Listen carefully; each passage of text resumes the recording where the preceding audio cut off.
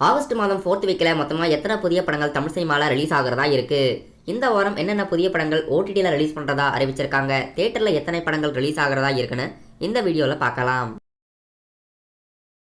கூழாங்கல் படத்தை இயக்கிய டைரக்டர் PS வினோத்ராஜோட இயக்கத்துல அடுத்ததா தியேட்டர்ல ரிலீஸ் ஆக இருக்க படம் கொட்டு காளி.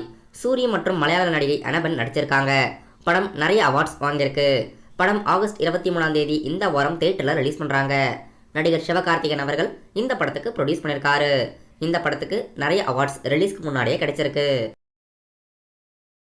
டைரக்டர் மாரி செல்வராஜோட இயக்கத்துல அடுத்த படம் வாழை. வாழை படம் ஆகஸ்ட் 23ஆம் தேதி சந்தோஷ் நாராயணன் மியூசிக்ல கலையரசன் மற்றும் மலையாள நடிகை நிகிலா விமல் மற்றும் திவ்யா துரைசாமிலாம் இந்த படத்துல நடிச்சிருக்காங்க. படம் ஆகஸ்ட் 23ஆம் தேதி டைரக்டர் மாரி செல்வராஜோட இயக்கத்துல இந்த வாரம் ஆகஸ்ட் 23 தியேட்டர்ல ரிலீஸ் ஆகுது. சாலா படம் இந்த வாரம் ஸ்மால் பட்ஜெட் படமா தியேட்டர்ல ரிலீஸ் ஆகிறதா இருக்கு. படம் ஆகஸ்ட் 23ஆம் தேதி ரிலீஸ் பண்றாங்க.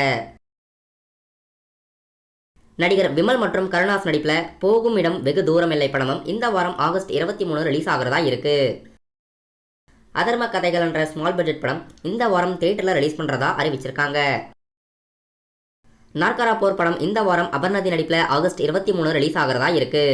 இப்போதைக்கு தமிழ் சினிமால இந்த 6 புதிய படங்களும் தியேட்டர்ல ரிலீஸ் பண்றதா அறிவிச்சிருக்காங்க.